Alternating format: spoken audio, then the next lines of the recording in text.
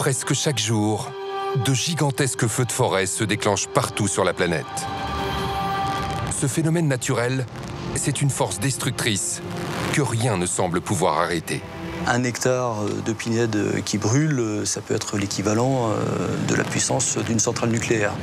Haut de plusieurs dizaines de mètres, d'une largeur qui peut dépasser les 500 km, les feux de forêt menacent et bouleversent la vie de millions de personnes. Au même moment, j'ai vu les arbres de mon voisin prendre feu d'un seul coup. Derrière, il y avait un mur de flammes de 10 à 15 mètres de haut. Face aux flammes, se dressent des pompiers, mais aussi des scientifiques. Ils vont nous faire découvrir la puissance ravageuse des incendies de forêt et les phénomènes les plus incroyables, comme les tempêtes de feu qui sont d'énormes explosions de flammes instantanées. Une nappe de gaz se répand très vite et s'enflamme en quelques secondes sur une très grande surface. Le feu peut courir sur la cime des arbres pour dépasser et encercler ses victimes. Il peut créer son propre vent pour gagner en force et en rapidité et atteindre des températures records de plus de 1000 degrés, de quoi faire fondre de l'or. Il utilise aussi la végétation comme des grenades pour se déplacer sur des centaines de mètres. Les pignes sont venues enflammées d'en face. Elles partaient comme des obus. Pour faire face à cette puissance, les pompiers et les chercheurs ont créé de nombreuses techniques de plus en plus performantes. Mais avec le réchauffement climatique, les feux sont de plus en plus monstrueux et destructeurs. Le risque d'incendie que l'on a actuellement dans le sud-est de la France pourrait s'étendre dès 2040 à la forêt des Landes et en 2060 à la forêt de Sologne. Alors quelles sont les spécificités des feux de forêt?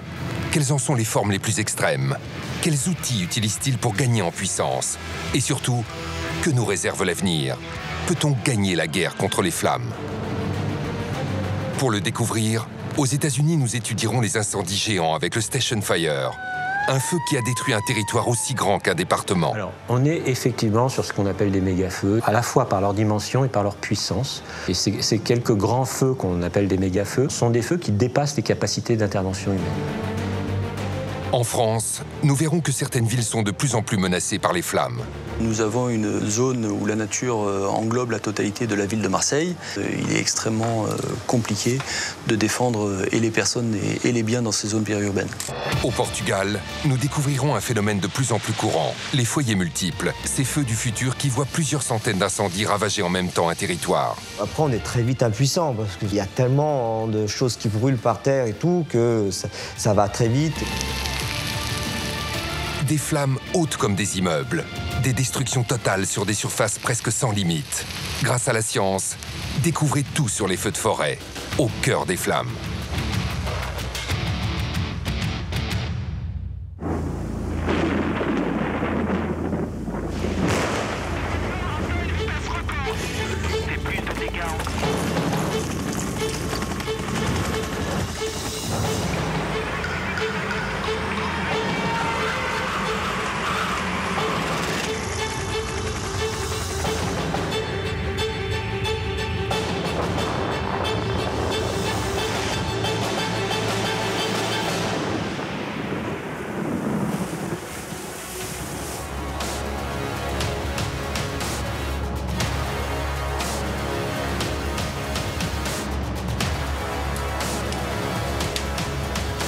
Le feu. Depuis toujours, il nous fascine. Un allié précieux qui est devenu aujourd'hui synonyme de destruction. En moyenne, ce sont 40 millions d'hectares qui partent chaque année en fumée. L'équivalent de l'Allemagne et de la Suisse ravagés tous les ans. Ces dernières années, les feux de forêt ont pris des dimensions incroyables. Au Chili, l'hiver dernier, ce sont plus de 180 000 hectares qui ont été dévastés en 2 mois par un front de flammes qui a atteint 500 km de large. En 2009, c'est l'Australie qui connaît le feu le plus meurtrier de son histoire. 231 morts sur un territoire de 365 000 hectares, totalement ravagé, soit l'équivalent de la Belgique rayée de la carte. Face à ces catastrophes, les pompiers bravent les flammes en première ligne. Mais il est des soldats du feu qui restent dans l'ombre et font pourtant des avancées majeures sur le phénomène, les scientifiques. Ils connaissent parfaitement ses caractéristiques les plus destructrices, mais aussi ses alliés les plus puissants. Et parmi eux, le pire est sans doute le vent. J'ai déjà combattu des feux de forêt et on a l'habitude de dire que quand le vent souffle à plus de 40-50 km/h, on ne peut pas faire grand-chose. Et si les scientifiques redoublent d'efforts, c'est que le feu n'est pas une catastrophe naturelle comme les autres. Il a un lien tout particulier avec l'homme. Il n'y a pas beaucoup de qu'on appelle catastrophes naturelles face auxquelles l'homme s'interpose. C'est l'une des rares, on ne va pas s'interposer face à une avalanche, un tremblement de terre.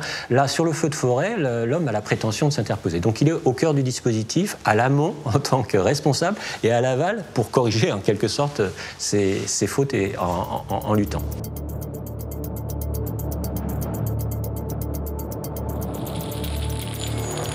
Dans la nature, pour qu'un feu naisse, il ne faut pas grand-chose. Au niveau scientifique, c'est un phénomène qui repose sur une réaction chimique bien connue, la combustion. Un feu a besoin à la base de 3 choses pour se déclencher. Il a besoin d'être activé, il a besoin d'oxygène pour l'attiser, et enfin, il a besoin de combustible, des plantes ou du bois pour continuer à brûler. Le principe est simple. Il y a d'abord un déclenchement par ce que les chercheurs nomment une énergie d'activation. Puis un comburant, généralement l'oxygène présent dans l'air, va brûler un combustible, c'est-à-dire de la matière première. Énergie d'activation, comburant et combustible. Ces 3 éléments sont omniprésents dans la nature et surtout dans les forêts. Un combustible, en l'occurrence la matière végétale dans le feu de forêt, un comburant, en l'occurrence l'oxygène de l'air, le vent dans le feu de forêt, et une énergie d'activation, c'est une étincelle initiale. Une étincelle, de la végétation et de l'air, c'est tout ce qu'il faut aux flammes. 3 types de feux peuvent alors se produire. Des feux de sol qui brûlent les feuilles mortes et les débris végétaux en décomposition. Les feux de surface qui consument les parties basses de la végétation. Et les feux de cime qui dévorent le haut des arbres. Une fois déclenché, le feu court plus vite qu'un randonneur. Sa vitesse de propagation peut dépasser les 5 km/h, avec des accélérations rapides en fonction du relief. Mais il existe un autre facteur déterminant pour faire naître un incendie, le taux d'humidité. L'humidité de l'air, c'est très important pour l'éclosion d'un feu. On sait très bien que dans des zones où on va avoir une humidité supérieure, on va dire à 50%, on va avoir des éclosions difficiles. Mais dès qu'on va atteindre le seuil inférieur à 27-26%, on aura des éclosions de feu très faciles. En dessous de 26%, on court à la catastrophe. C'est une règle reconnue scientifiquement. Le taux d'humidité de l'air joue un rôle extrêmement important. Il a un effet direct sur les plantes en les rendant très inflammables. Lorsqu'on est sur une séquence de sécheresse longue et intense, la végétation, sa teneur en eau va être relativement faible et les plantes vont être d'autant plus combustibles. Pourquoi les plantes brûlent-elles mieux quand elles sont plus sèches? Vous allez comprendre. En cas de forte sécheresse, la plante consomme l'eau qui est contenue dans sa propre sève. Ce qui reste s'évapore sous la forme de ce que les scientifiques appellent des essences volatiles. En fait, des gaz extrêmement inflammables. Résultat, la moindre étincelle peut entraîner un départ de feu. Les conditions idéales pour que les feux de forêt se déclenchent, ce sont des arbres et des arbustes en quantité et une sécheresse intense pendant de longues périodes. Dans ces conditions extrêmes, le risque est maximum.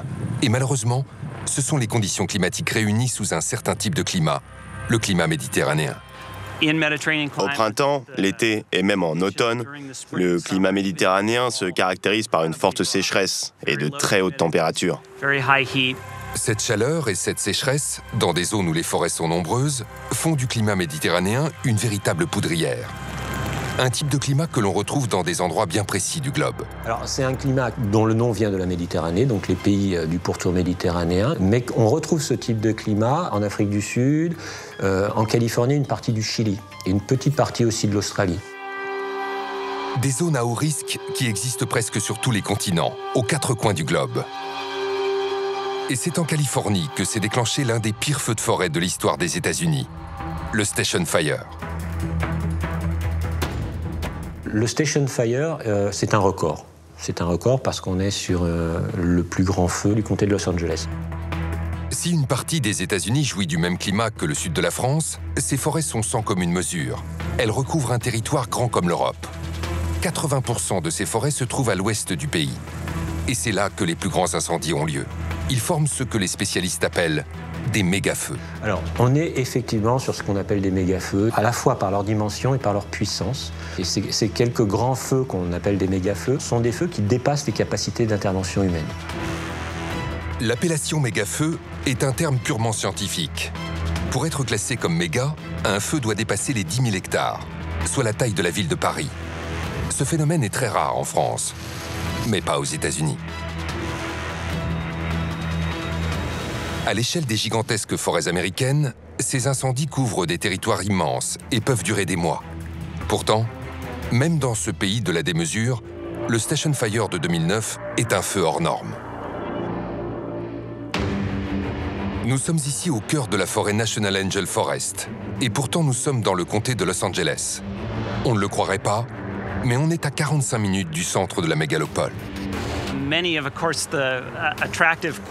Les zones qui jouissent du climat méditerranéen sont très agréables à vivre.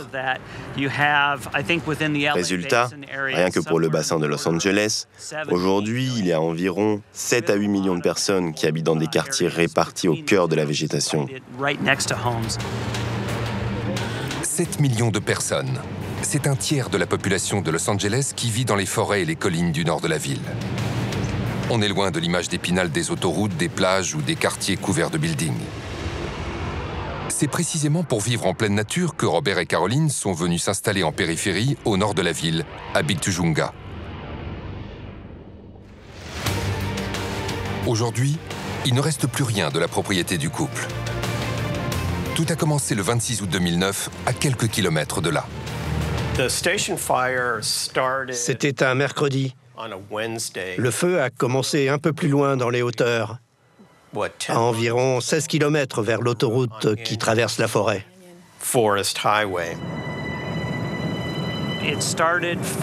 Ça a commencé avec des gens qui ont jeté des cendres dans le jardin.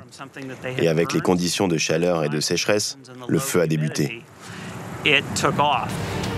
Il a suffi de quelques braises pour allumer le plus grand feu de l'histoire de la Californie. Car volontaire ou non, c'est bien l'homme qui est à l'origine de presque tous les feux de forêt. Les feux d'origine naturelle liés aux orages secs, à la foudre, c'est 5 à 10% des causes de feu.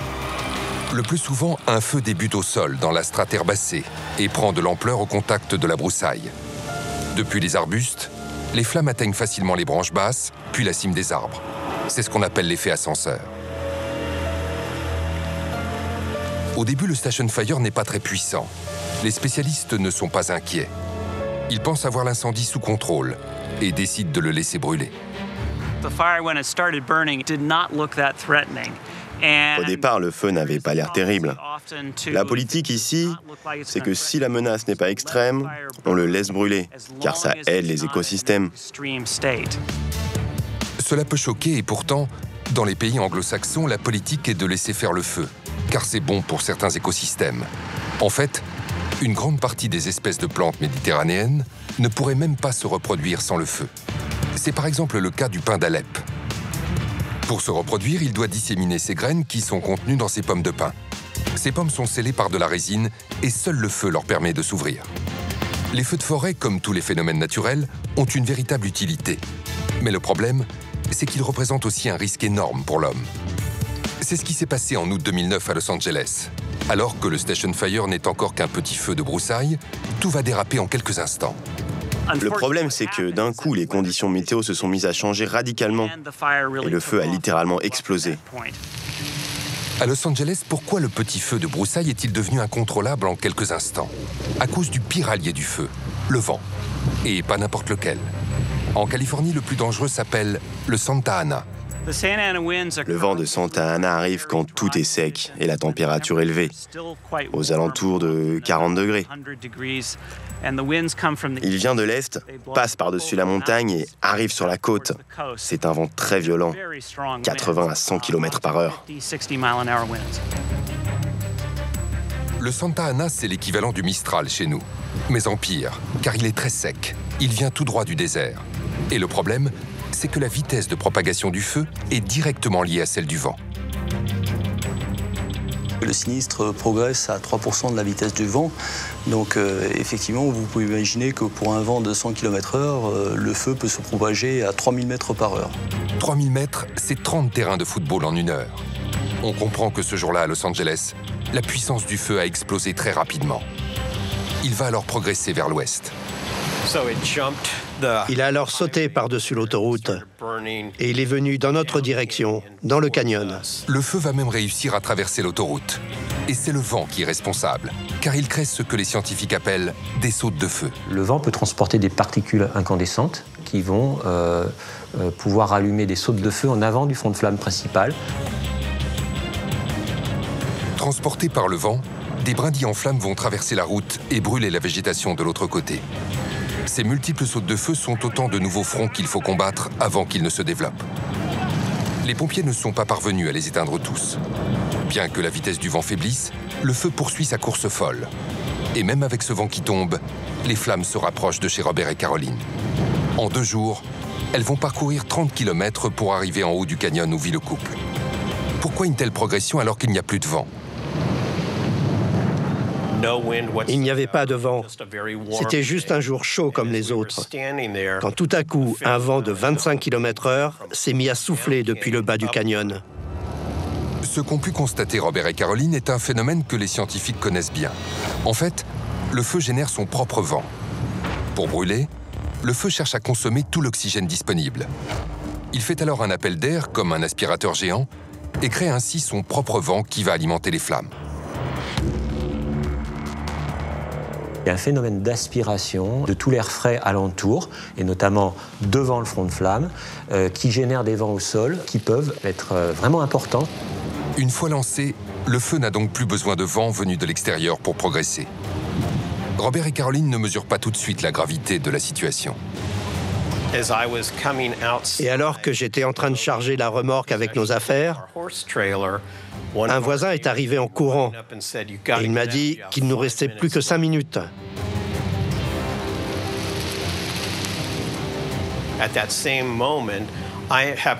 Au même moment, j'ai vu les arbres de mon voisin prendre feu d'un seul coup. Derrière, il y avait un mur de flammes de 10 à 15 mètres de haut. L'urgence est totale.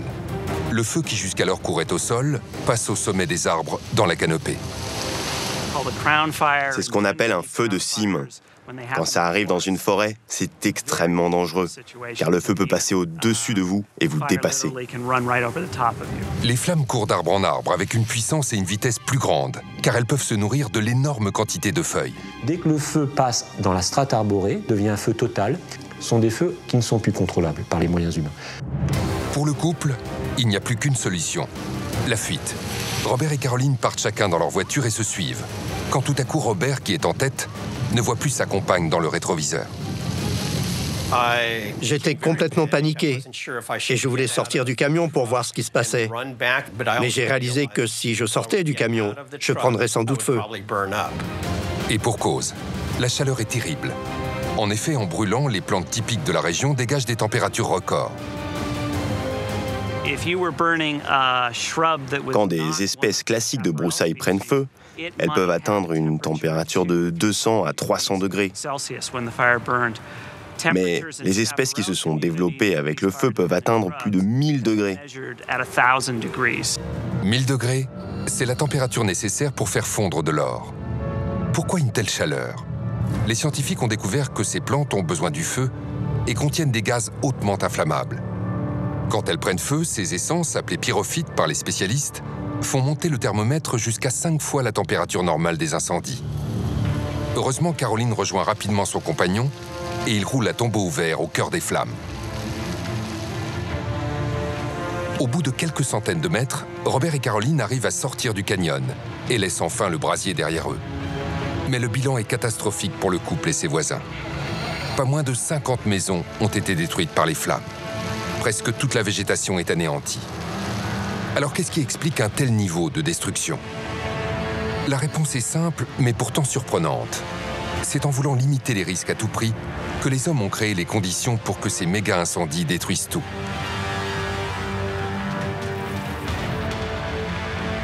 Aujourd'hui, le problème en Californie et dans tous les endroits au climat méditerranéen, c'est qu'à cause des dangers du feu, les gens ne laissent plus brûler aucun feu. Et en empêchant les feux de nettoyer régulièrement les forêts des broussailles et du bois mort, nous avons créé un énorme réservoir de combustible. C'est ce qui fait que le feu devient très très chaud. Et s'il n'est pas assez chaud, il ne va brûler qu'à la surface et ne détruire que les broussailles. Là, il va aller jusqu'à la cime des arbres. Pour les scientifiques, ce genre de feu est en catégorie feu total. La chaleur qu'il dégage lui permet de brûler des troncs qui résistent normalement aux flammes et ainsi de monter jusqu'en haut des arbres. Absolument tout est détruit. Le feu total est une terrible catastrophe. Il y a pourtant pire. Ce que les scientifiques appellent la tempête de feu. Ce phénomène se produit quand les fameux gaz inflammables libérés par les plantes se retrouvent coincés dans une cuvette naturelle. Donc il y a un phénomène d'accumulation jusqu'au mélange détonnant qui, d'un seul coup, prend sur une grande nappe. Les gaz sont emprisonnés par le relief naturel et quand la concentration de gaz est très élevée, tout explose de manière quasi instantanée. À Los Angeles en 2009, heureusement pas de tempête de feu. Mais l'incendie géant continue sa progression vers le centre-ville. Pourtant, à quelques kilomètres de là, personne ne se doute encore de l'ampleur du drame. Kathleen Sutherland habite à moins de 20 minutes des lieux. Elle se rappelle de ce jour-là comme d'un jour comme les autres. J'ai entendu parler du feu de forêt à la télé. Et au départ, je n'étais pas inquiète. C'était loin par là-bas. En revenant du travail, je pouvais voir des fumées, mais ça ne me préoccupait pas. L'incendie continue pourtant de s'étendre et de se rapprocher des zones denses d'habitation. Les 3000 pompiers du comté de la ville prennent alors les choses en main. Ils veillent sur la sécurité de plus de 3 millions de personnes réparties sur un territoire grand comme l'Île-de-France. Et contre le Station Fire, ils reçoivent de l'aide venue de tout le pays. Malgré le balai incessant des hélicoptères et les énormes moyens humains déployés par les autorités, rien ne parvient à stopper les flammes. Les pompiers décident de s'attaquer aux éléments de base du feu. Rappelez-vous, une fois qu'il est allumé, il a besoin d'oxygène et de combustible. Et comme il est impossible de le priver d'oxygène, il faut le priver de combustible, c'est-à-dire de bois.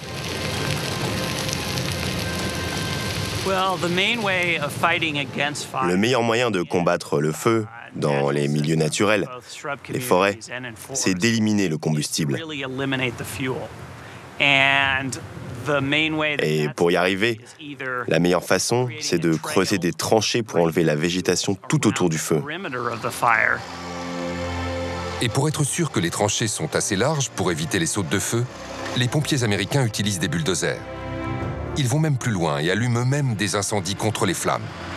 C'est ce que les spécialistes appellent les contre-feux.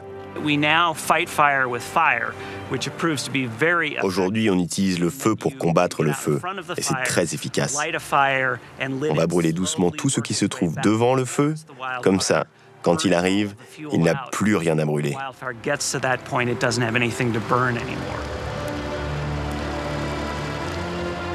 La technique du contre-feu est particulièrement efficace, mais elle demande d'être utilisée à l'avance et elle prend du temps. Et le temps, c'est justement ce qui manque aux pompiers de Los Angeles en ce mois de septembre 2009. Le feu est aux portes de la banlieue. Près de 10 000 habitations sont menacées. Chaque jour, quand je rentrais du travail, je voyais les fumées qui se rapprochaient encore et encore. Et quand le feu a été vraiment près, là, j'ai eu peur. C'est à ce moment-là que nous avons eu un appel de la ville qui nous demandait d'être prêts à évacuer, parce que le feu arrivait sur nos maisons. Au final, ce sont près de 25 000 personnes qui vont être évacuées. Pour les 5 000 pompiers mobilisés, la lutte va continuer de longues semaines. Finalement, seule l'arrivée de la pluie permettra de mettre un terme au Station Fire, qui sera considéré comme définitivement éteint le 16 octobre, près de 2 mois après avoir été allumé. Le bilan de cet incendie géant est très lourd.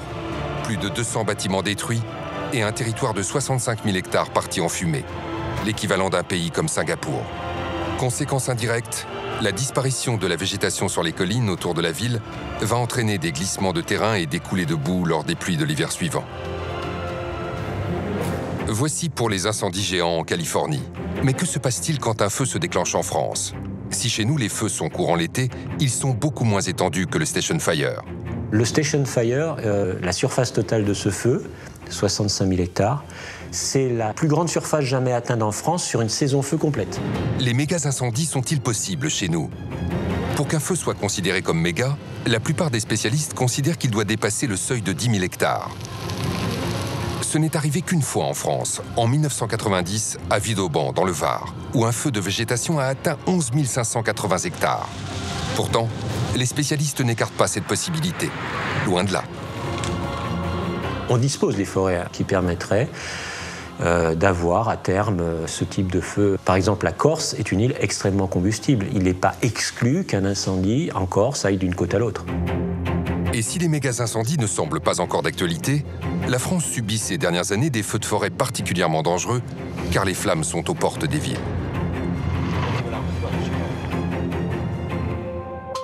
Dans notre pays, la forêt recouvre 16 millions d'hectares.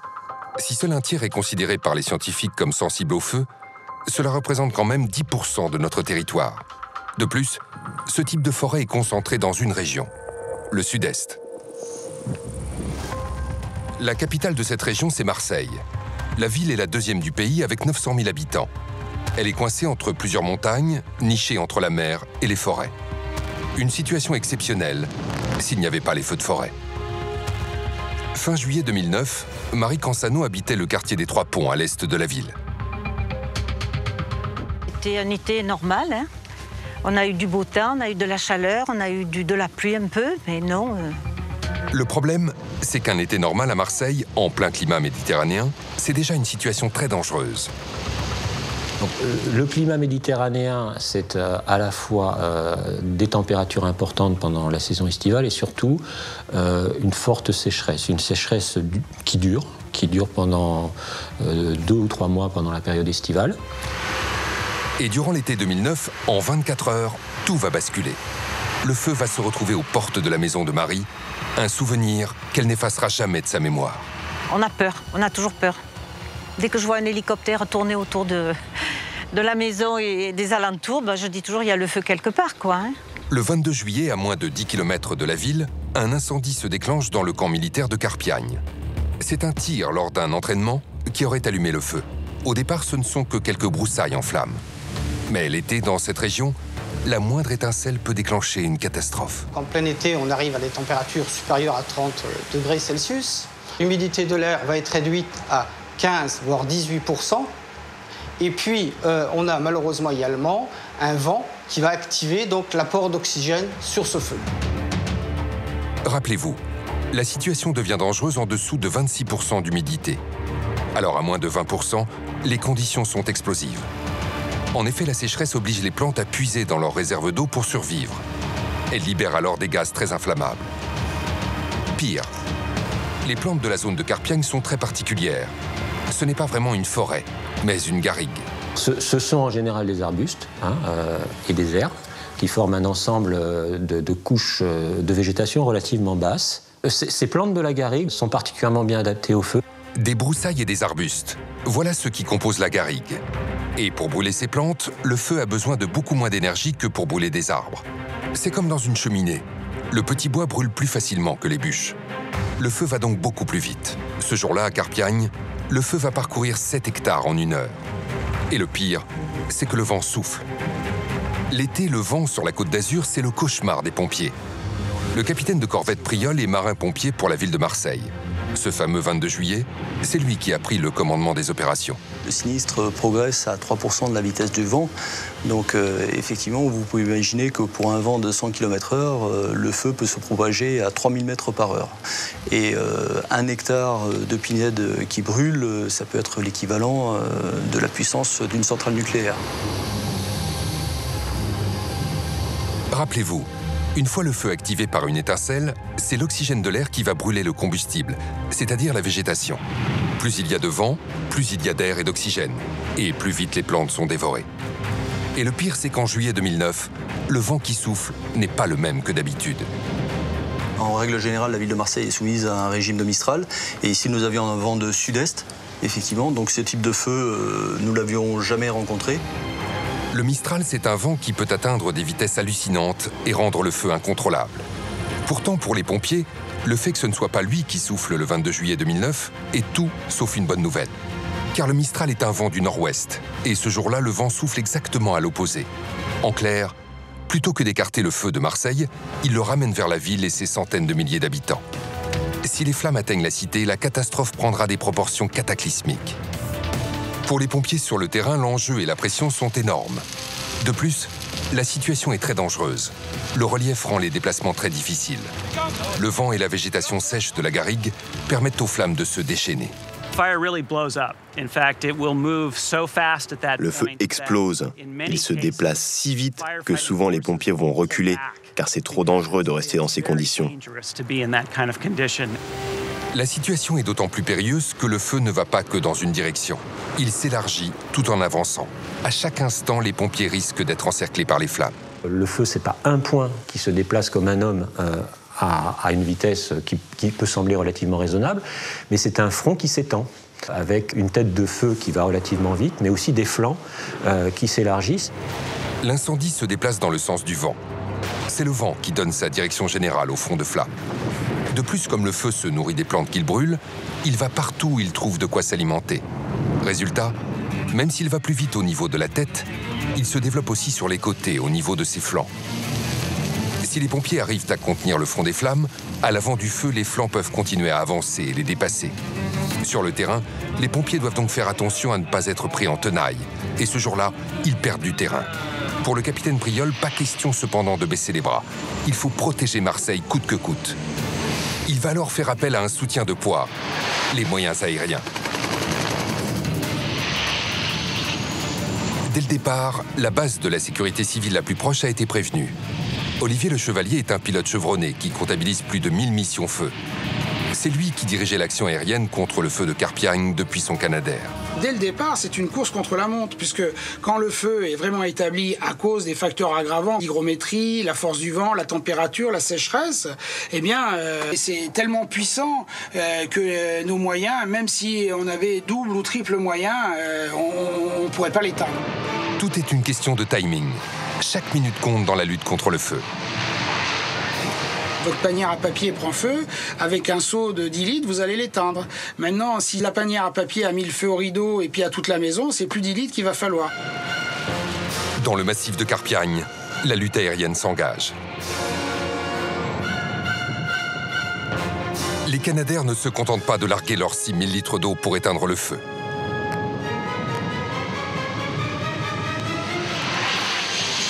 Ils essaient de répandre un produit chimique devant la tête du feu. Ce produit s'appelle du retardant et il est mélangé à l'eau. Il a pour avantage de rendre plus efficace la pellicule humide qui recouvre la végétation. Mis au point par les scientifiques et composé de sels spécifiques, des sels de polyphosphate, ce produit rend les plantes beaucoup plus résistantes au feu. Pour réussir à brûler cette végétation, les flammes doivent atteindre les 700 degrés, contre 200 sans le retardant. On va enrober la végétation de ce produit, de ce sel. À l'arrivée du front de flamme, le front de flamme va, comme on dit, pomper de l'énergie en fait, pour essayer de brûler cette végétation et ainsi va perdre de sa puissance. Mais pour que la technique soit efficace, encore faut-il pouvoir se repérer. Cette fois-ci, sur le massif de Carpiagne, aux conditions de sécheresse, de vent et de relief, s'ajoute une visibilité quasi nulle. Les pompiers et les pilotes doivent travailler au cœur de la fumée. Elle rend le travail des Canadair beaucoup moins efficace et met en péril la vie de leurs équipages. Si jamais ils n'ont pas une visibilité parfaite, si jamais ils n'ont pas l'œil sur les différents obstacles, on risque des accidents. On évolue très très près du relief, donc la moindre inattention, à 10 mètres près, on peut accrocher un arbre.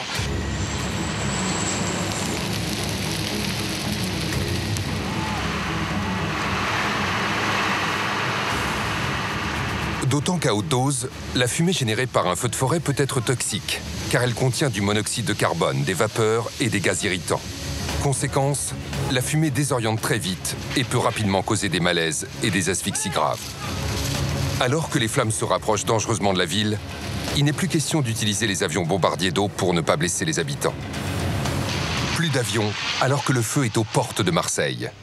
Il faut pourtant défendre la ville à tout prix.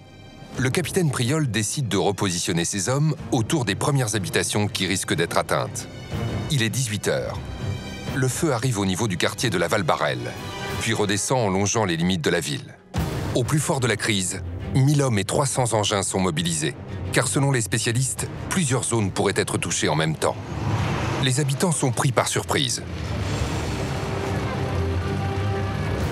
J'étais de sortie, donc j'ai pas fait attention que la colline brûlait.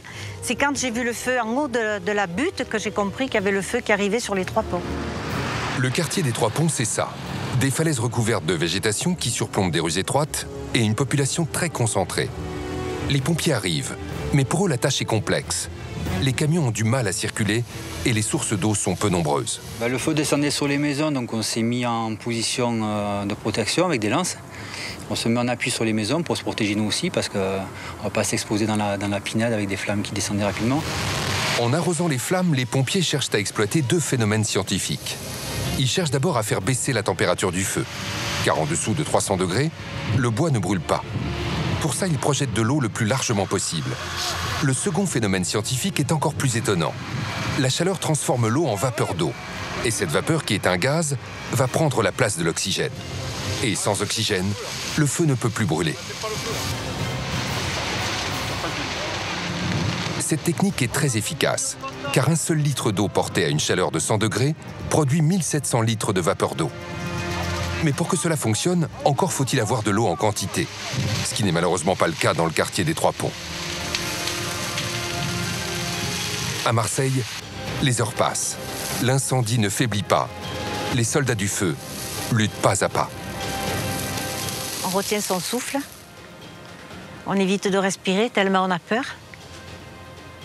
Et puis on voit le feu s'éteindre, alors là, hop, on respire un bon coup, on se dit bon, ben c'est pas pour cette fois. Je dois reconnaître que les pompiers ont fait ce qu'il fallait.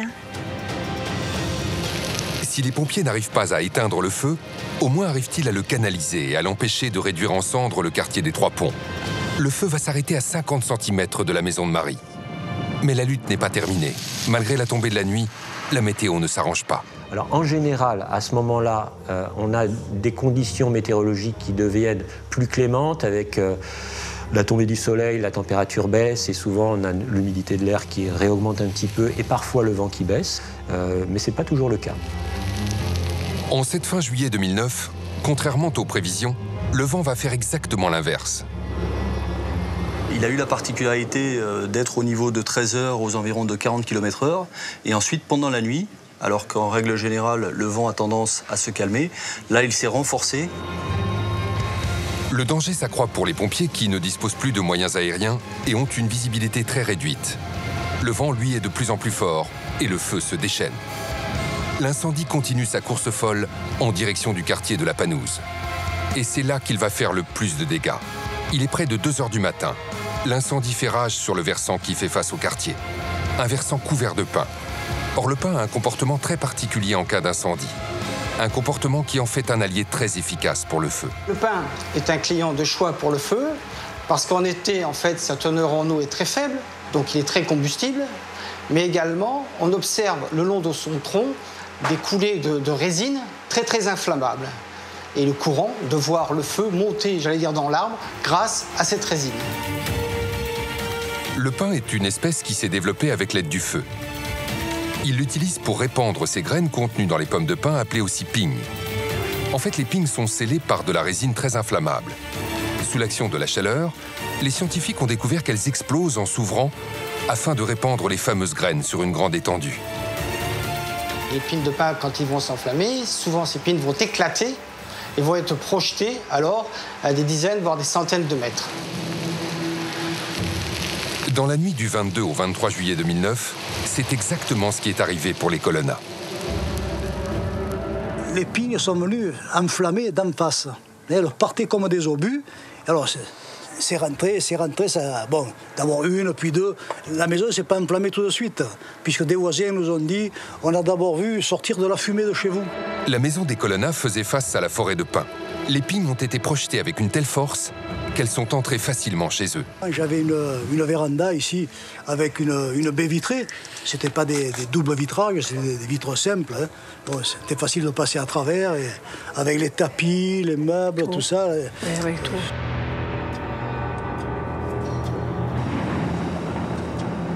Toute ouverture, une fenêtre laissée ouverte ou un volet qui ne serait pas fermé et une vitre qui explose sous l'effet de la chaleur. Et dès qu'il y a cette ouverture, les particules incandescentes vont rentrer en masse dans la maison et allumer tout ce qui peut être combustible dans une maison, que ce soit le tissu d'un fauteuil, un rideau. Et quand ça se voit, c'est trop tard. Le lendemain matin à 8 h, la propagation du feu est enfin stoppée. Mais il faudra encore 4 jours pour que l'incendie soit considéré officiellement comme éteint, après avoir brûlé 1000 hectares de terrain. Ce délai, après l'extinction visible du feu, est dû à un phénomène étonnant, les feux de racines. Le feu cherche le combustible où qu'il se trouve. Il peut même aller sous le sol et brûler le long des racines. Et si les conditions météo changent et deviennent à nouveau favorables à un incendie, il peut repartir alors que vous le pensiez éteint.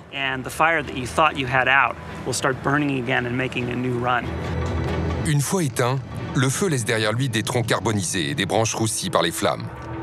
Ces stigmates donnent un indice de la gravité des dégâts, mais aussi des chances de survie des arbres.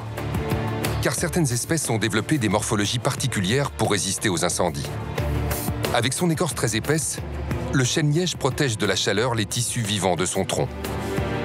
D'autres arbres poussent rapidement afin de prendre de la hauteur et échapper aux flammes. Parfois, ils procèdent même à un élagage naturel en se débarrassant des branches basses. Quoi qu'il en soit, après un incendie, les survivants sont affaiblis pendant plusieurs années. Certains arbres ne repousseront jamais. Mais des espèces ont déployé des stratégies pour renaître de leurs cendres. C'est le cas de la plupart des feuillus qui sont capables de faire de nouvelles branches à partir de souches carbonisées.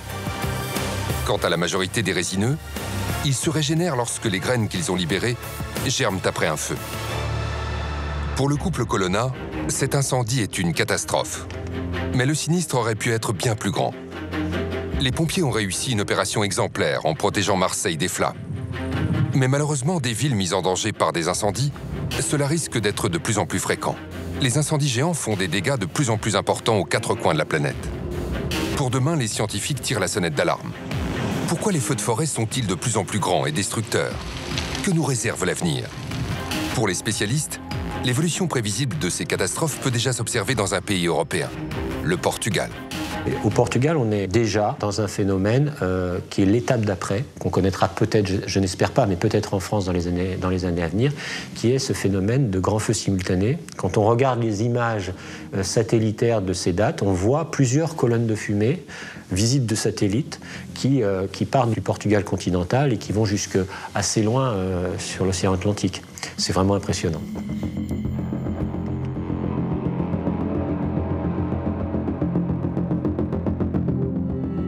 Fernando Rebello est d'origine portugaise. L'été, dans son village, les feux sont devenus monnaie courante. C'est un truc qui vit avec nous tous les ans, il y a un feu. C'était normal. Je me rappelle de passer en voiture à côté de feux où on sent la chaleur vraiment, même à travers les vitres et tout. On entend souvent les pompiers, on voit la fumée au loin. C'est un truc qui est complètement habituel. Le feu au Portugal, ce n'est pas nouveau. Mais ces dernières années, les chiffres explosent. Le bilan de 2016 est de 160 000 hectares dévorés par les flammes, près de 3 fois le Station Fire de Los Angeles. Et le pire, c'est que des centaines de feux peuvent se déclencher en même temps partout dans le pays. Le climat du Portugal est très proche de celui du sud de la France. Les plantes sont à l'origine les mêmes. Et pourtant, ce pays voit le nombre de feux de forêt augmenter en permanence. Entre 2003 et 2005, 2 années catastrophiques, 2 saisons catastrophiques de feu au Portugal, le Portugal brûle 23% de sa surface forestière. C'est absolument énorme. Un quart de la forêt portugaise. C'est la superficie de la Corse partie en fumée en 3 ans. Alors qu'est-ce qui explique une telle ampleur? Pour le comprendre, il suffit de s'intéresser à ce qui s'est passé dans ce pays durant l'été 2016. 8 août 2016, 35 incendies font rage autour de la ville de Porto, alors qu'une centaine de feux ravagent le nord du pays. Et le feu va dépasser les limites de la ville, contrairement à celui de Marseille. Cette fois-ci, il va entrer dans la ville de Funchal et détruire presque entièrement son centre historique. Et quand on voit l'ampleur des dommages, 110 maisons détruites, plus de 200 installations impactées, ça témoigne d'un nouveau type de feu auquel il faut faire face, auquel il faut se préparer. Une grande ville en partie détruite par un feu de forêt en Europe, ce n'était jamais arrivé. Que s'est-il passé ce fameux 8 août? L'été 2016 au Portugal a été marqué par une chaleur et une sécheresse intenses. Encore plus que d'habitude. Ces dernières années, le sud de l'Europe connaît un réchauffement qui rend les conditions météo de plus en plus extrêmes. Des conditions malheureusement parfaites pour les feux de forêt. Tous les facteurs finalement vont dans le même sens, à la fois l'augmentation des températures qui augmente le risque et aussi l'augmentation des conditions de sécheresse. À ces conditions très dangereuses, un élément va s'ajouter, un élément qui va tout changer. Il y a eu notamment un épisode, on peut résumer par un épisode de type sirocco, avec un vent très chaud venu du sud, venant d'Afrique du Nord. Là encore, c'est le vent qui va faire virer la situation au cauchemar. Et pas n'importe lequel, le sirocco. Caractérisé par une chaleur et une sécheresse intense, il prend naissance au cœur du Sahara. Quand il s'abat sur le Portugal le 8 août, la moindre étincelle va déclencher de nombreux drames. C'était une vraie scène d'horreur. Ma mère criait, mon père pleurait. Tout est perdu, tout est brûlé, tout est en cendres. Quitte ta maison, mais fais attention, il y a le feu à l'intérieur. Ce jour-là, sur l'île de Madère, le feu va se déclencher aux portes de la capitale régionale Funchal et brûler une grande partie du centre historique en quelques heures. Comment? En fait, le feu a été transporté au cœur de la cité. Et cela à cause d'une espèce d'arbre très inflammable, l'eucalyptus. Moi, j'ai toujours connu les eucalyptus. Il y a un petit peu de sapin, il y a un petit peu de chêne, mais c'est surtout l'espèce qui pousse le mieux. L'eucalyptus est une espèce que l'on retrouve partout au Portugal. Le problème, c'est que l'eucalyptus n'est pas du tout originaire de ce pays, mais vient de l'autre côté de la planète, l'Australie. L'eucalyptus australien a été planté au Portugal par des industries papetières pour faire du bois énergie ou du bois d'industrie. L'eucalyptus et le feu, c'est une longue histoire. Dans son pays d'origine, il est la cause d'immenses incendies qui se déchaînent tous les ans durant la saison sèche. Ces particularités connues des spécialistes en font un très bon allié des flammes. Fernando en sait quelque chose. Il a combattu le feu aux portes de son village. C'était au mois d'août. On était en vacances avec des amis qui étaient venus à la maison et ça s'est déclenché tout à côté de la maison, à 300 mètres de la maison. Fernando se rend immédiatement sur place. Il constate que ce sont les feuilles et les morceaux d'écorce d'eucalyptus recouvrant le sol qui sont la proie des flammes. Ah, il y a le feu qui s'élargit, il y a le feu qui s'élargit, on tape dessus, là où quand il y a une flamme, on tape dessus pour l'éteindre et la calmer. Après l'extincteur, j'ai réussi à éteindre des foyers un peu plus importants, mais après on est très vite impuissant parce que il y a tellement de choses qui brûlent par terre et tout que ça va très vite. Les scientifiques savent que les feuilles d'eucalyptus se dégradent très lentement. En été, cette litière très sèche, qui recouvre le sol, n'attend qu'une occasion pour s'enflammer. Heureusement, les pompiers arrivent très vite. Fernando a eu de la chance. Mais dans la ville de Funchal, en 2016, c'est une autre spécificité de l'eucalyptus qui va déclencher la catastrophe. La particularité de l'eucalyptus quand il brûle, c'est de produire des morceaux d'écorce, des lambeaux d'écorce. Et ces particules incandescentes, ces écorces qui brûlent, ont pu être transportées sur plusieurs centaines de mètres. Les lambeaux d'écorce sont très légers. Rappelez-vous, les pommes de pin explosent avec le feu et sont projetées sur quelques dizaines de mètres. Pour l'écorce et les feuilles d'eucalyptus, c'est bien pire. La distance peut atteindre des centaines de mètres. Portées par le vent, les écorces enflammées atterrissent en plein centre-ville, parfois même dans les maisons aux fenêtres ouvertes. Immédiatement, ces bâtiments prennent feu. Il faut imaginer une pluie de cendres incandescentes, donc qui tombe au hasard sur tout un périmètre, et puis une maison abandonnée, vitres cassées, porte ouverte, la ruine prend feu et les maisons alentours sont menacées. Pour les habitants et les touristes sur place, la situation est catastrophique. La fumée est omniprésente. L'air est très très vite asphyxiant, c'est poussiéreux partout, c'est étouffant. Ce jour-là, Funchal est au bord du chaos. D'autant que l'île de Madère est à 1000 km du reste du Portugal, rendant impossible l'arrivée des renforts. Au final, la ville ne devra son salut qu'à un changement de météo. Le vent finit par diminuer et l'humidité par remonter, ce qui permettra d'arrêter le feu. Mais dans le reste du Portugal, les incendies vont encore durer des semaines. Et des catastrophes comme celles qui ont ravagé le Portugal durant l'été 2016, nous risquons d'en connaître de plus en plus avec le réchauffement climatique. On fait déjà le constat que les feux de forêt augmentent et on fait même l'attribution, dans certaines études, de l'augmentation de ce risque de feux forestiers avec le changement climatique. En France, les bouleversements en cours sont irréversibles et risquent de changer beaucoup de choses. Dans le cas de la France, on fait le constat que le risque d'incendie que l'on a actuellement dans le sud-est de la France pourrait s'étendre dès 2040 à la forêt des Landes et en 2060 à la forêt de Sologne. La Sologne, aux portes de Paris. La situation risque d'être d'autant plus catastrophique que les forêts de la moitié nord de la France sont peuplées d'espèces d'arbres qui ne sont pas adaptées au feu et qui donc risquent de ne pas pouvoir se régénérer. Cela signifie aussi que les plans de prévention et de lutte vont devoir être revus de fond en comble. Il faut vraiment réagir pour ne pas devoir gérer des situations catastrophiques du type du station fire, mais cette fois-ci en Europe. Pour les scientifiques, l'extension de la zone concernée n'est pas le seul effet du réchauffement climatique. Il joue déjà sur la période des feux de forêt, et ce partout sur la planète. À Los Angeles, la saison des feux débutait approximativement en mai et durait jusqu'en octobre. Aujourd'hui, elle commence parfois en avril, voire même début mars.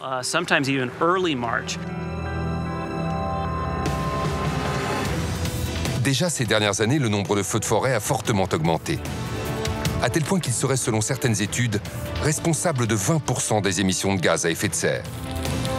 Il participe ainsi au réchauffement climatique qui, à son tour, multiplie les feux de forêt.